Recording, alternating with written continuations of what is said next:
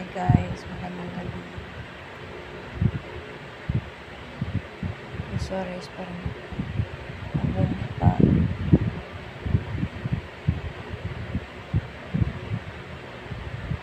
Sakit. Hanggang magang mata. Parang may bukol sa mata.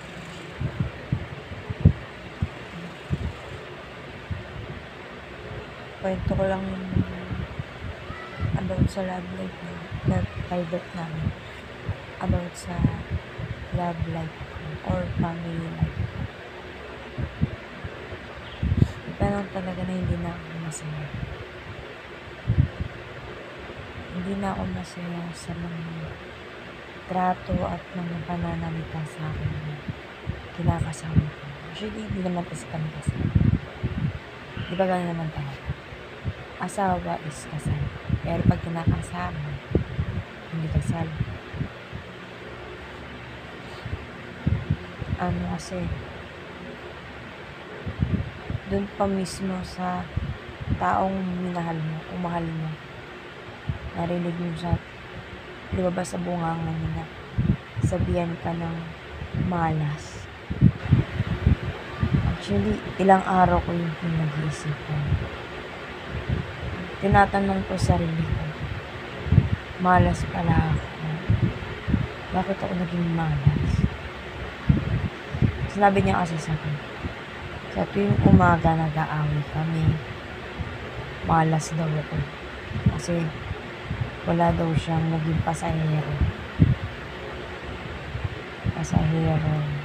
Nagka-tricycle kasi siya pagdating ng hapon.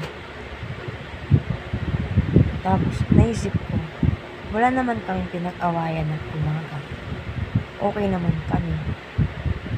Ang lang, wala siyang sakay sa biyahe niya. Kaya sinabihan niya ako ng malas. Nag-away kami sa bahay nila. Actually, nandito ako sa bahay namin.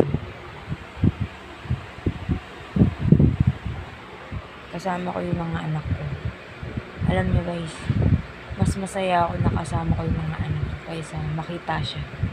Kasi feeling ko pag nakikita ko siya parang aawahin lang ako. Hinahanap ko yung taong sasaktan lang ako. Lalo na magsalita. Kaya parang nawawala na rin ako ng pagmamahal sa kanya. Parang sinusubukan ko na lang siya. Parang kailangan ko na lang siya. Pero yung once na pagmamahal, lambing, bilang asawa, wala na. Wala na. Masakit siya magsalita Masakit.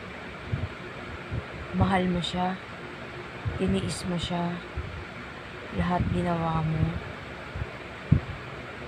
binigay mong pamilya, binigay mo yung anak, binigay mo yung pagkatao mo, tapos sasabihin ka ng malas dahil walang pasahero, dahil wala siya panghulog sa mga utang niya, sa boundary niya. Malas pa rin ako sa kanya.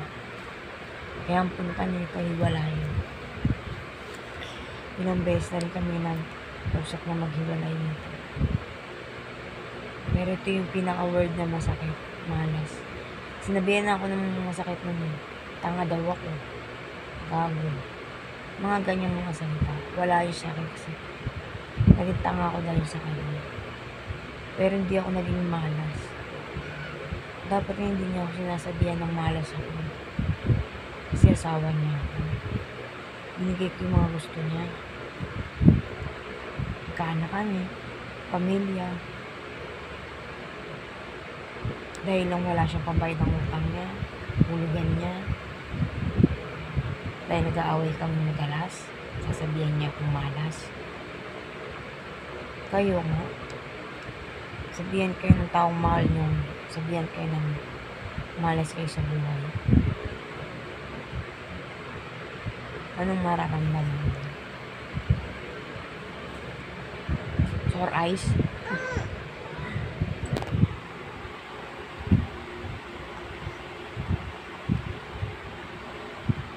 Ngayon na lang ako magsalita kasi nagigising yung anak ko. Tsaka, magulang ko. Ito, napakabait ang magulang ko kahit na sabihin kong walang iya ako sa pamilya ko, sa magulang ko. Bagsak pa rin magulang ko. Tanggap pa rin nila ako na nandito ako. Huwag lang akong sinasaktan ng lalaki na yun. Feeling ko malapit na ako masaktan. Feeling ko malapit na akong masaktan. Kasi masakta siya magsalita. Lahat na ng mga bagay na pwede niya sabihin, masasabi na niya. Hindi ko alam kung kailangan niya na magpatingin sa utak. Kasi maliit na bagay, maliit na binibigyan ng kaluga. Kahit wala kaming pinag-aawayan, binibigyan niya ng kahulugan. Inisip ko nga wala nga kami pinag-awayan eh. Lambing-lambingan pa nga kami.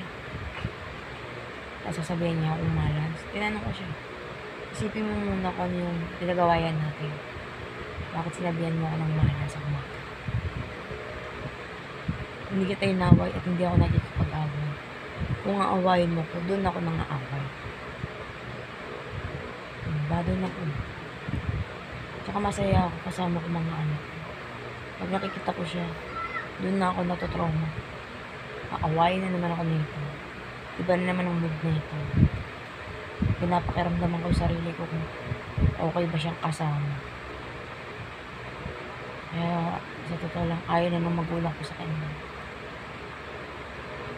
Kung sa akin, ayaw sa akin ng pamilya. Pabor yun. Matagal ko nang alam yun. Matagal nang issue sa amin na ayaw sa akin ng pamilya. Nung una siya, kasi gusto siya ng pamilya ko. Ng magulang ko. Okay sa kanya. Kasi nakikisama, nangugas ng plato, naglalaba. Matagal-tagalan. Wala na, tinamad na. Yan. Hindi madalas na yung pagiging away namin. Ang trato niya sa akin, siguro nung umuwi kami sa bahay nila, nanulipat kami doon sa kanila.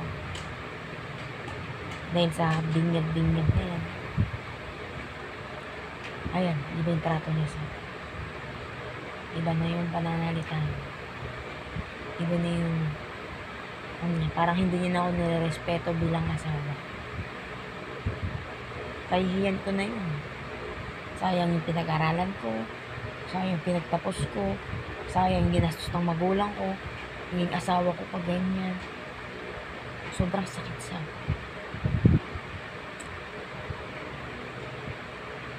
para sa kanya, wala sa kanya yung sakit na yun. Wala siyang damdamin.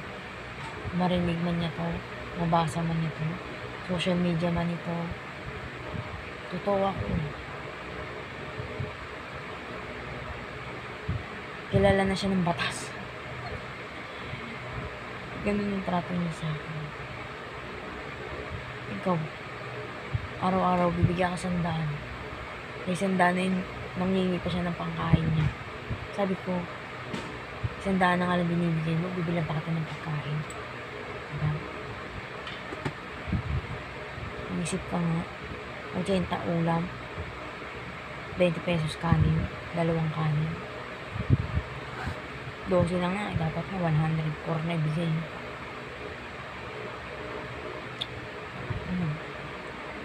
Yun lang guys. Ayun yun nasa loob ko. Kaya, marinig niya to kasi nakapalaw naman siya sa basta yung taong mahal mo, sinasabihan ka ng malas. Malas. Tatato ko din dito, malas. Ako, asawa. So guys, pakunti na lang yun, mawawala na yun. Wala na yun dito, magaling dito. Namumuta-muta ka. Tsaka yung paningin ko, nagmumuta-muta. Kala ko nga, di ako mahahawaan kasi tumatabi ako sa may mga sorays, hindi na ako nawaan. Sa mga anak nawaan. Kaya yun lang guys, maraming salamat sa mga nakinig. Thank you so much sa mga nagsasubscribe. Love you, bye-bye.